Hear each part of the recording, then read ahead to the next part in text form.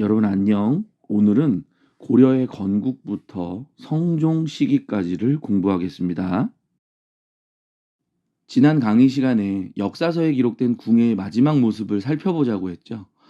고려사에 따르면 궁에는 왕건의 반란군이 궁궐로 몰려들자 도망하였고 이후 배가 고파 벼이삭을 훔쳐먹다 백성들에게 돌에 맞아 죽었다라고 되어 있습니다. 역사는 승자의 기록이잖아요. 왕건을 부각시키기 위한 하나의 극적인 장치가 아니었을까 생각되지만 분명한 것은 왕건을 따르는 무리가 궁예를 축출하고 고려를 세웠다는 점입니다. 왕건은 고려 건국 후 도읍지를 철원해서 자신의 근거지인 송악으로 다시 수도를 옮깁니다. 이후 통일전쟁은 더욱 치열해지는데요. 후삼국 통일 과정을 간략하게 말씀드리면 왕건이 후백제군에게 포로가 될 뻔했으나 신순겸 장군의 희생으로 목숨을 건진 공산전투, 고려군이 후백제군을 대파하여 전쟁의 주도권을 가져오게 된 고창전투, 신라 경순왕의 고려 투항, 금산사에 유폐되어 있던 견훤의 고려 귀순, 후삼국 통일 최후의 전투인 일리천 전투, 이 순서입니다. 일리천 전투에서 후백제군을 대파하며 고려가 후삼국을 통일하게 됩니다. 왕건은 통일을 기념하여 개태사도 세웁니다. 개태사는 태평스러운 시대를 연다라는 뜻입니다.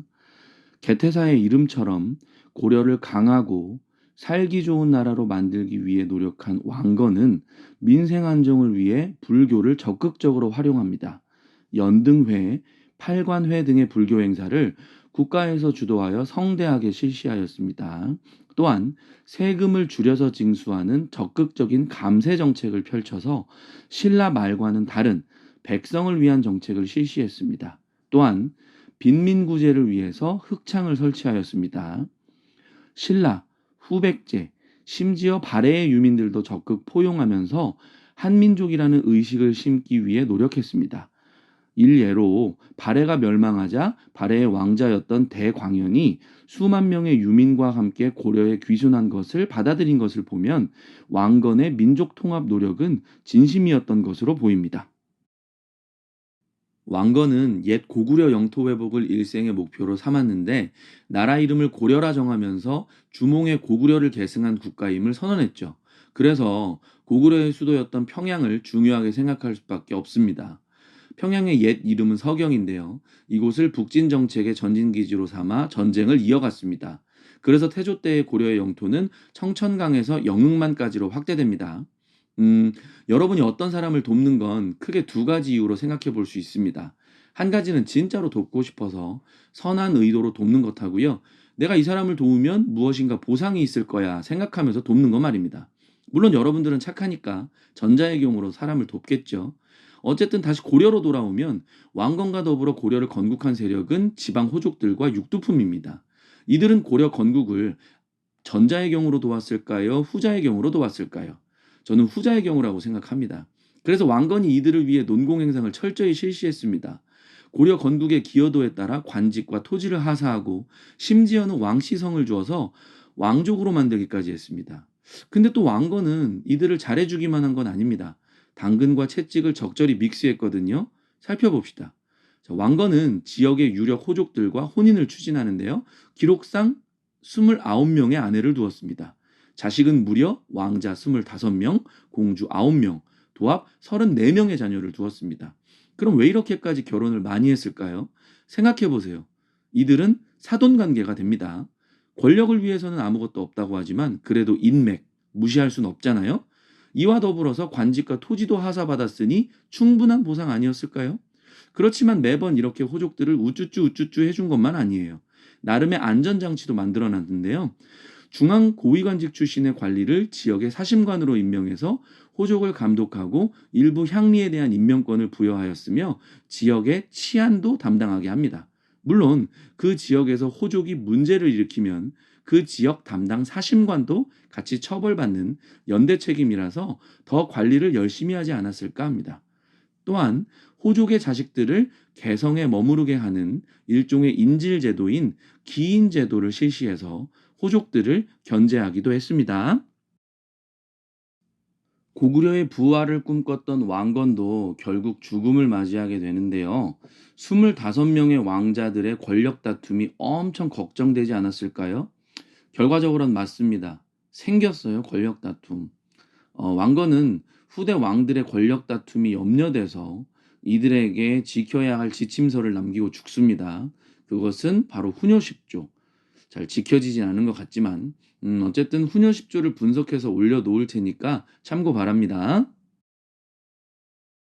왕건이 죽고 난 후 차례로 혜종, 정종, 광종이 즉위하였으나 광종 초기까지 왕권이 불안정하였습니다.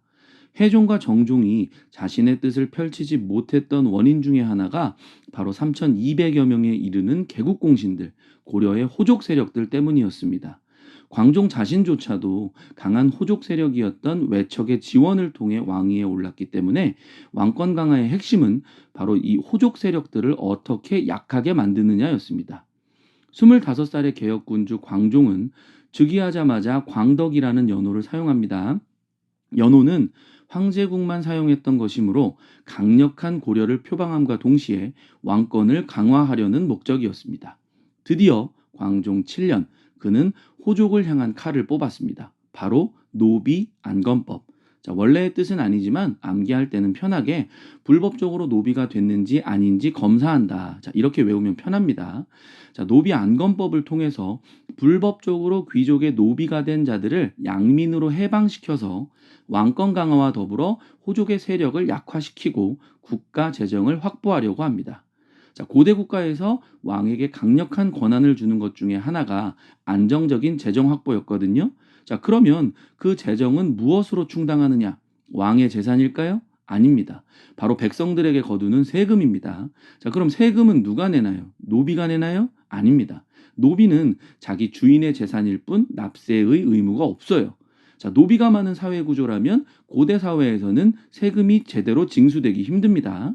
자, 그래서 광종은 노비 안건법을 통해서 호족에게 1차로 타격을 입힙니다. 자, 호족에 대한 광종의 2차 공격이 시작됩니다. 금수저를 되물림하는 관직 진출 방법, 즉 음서에 대항해서 과거제를 도입합니다.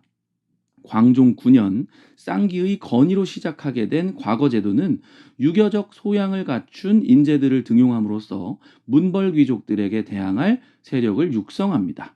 자, 광종은 위계질서 확립에도 적극 나서는데요.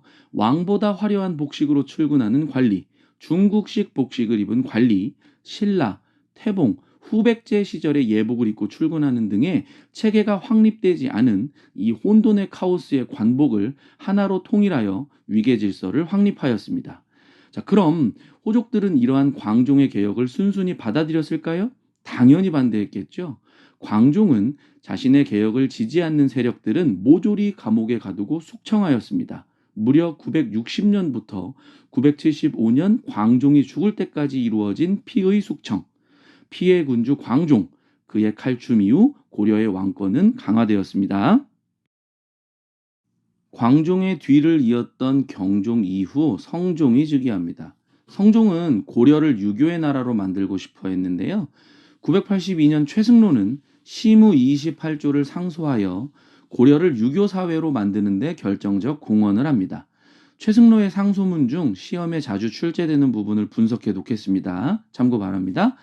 자, 지금까지 고려 건국부터 성종 때까지의 고려를 살펴보았습니다. 다음 시간에는 고려의 통치제도에 대해 알아보겠습니다.